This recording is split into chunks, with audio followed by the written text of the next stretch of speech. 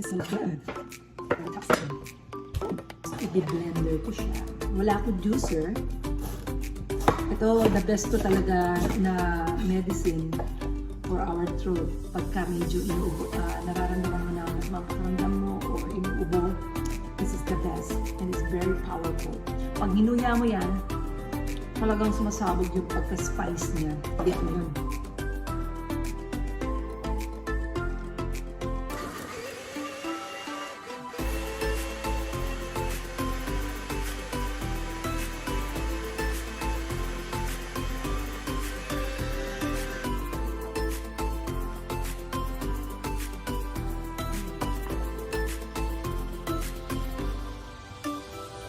Oh my God, guys. It's amazing.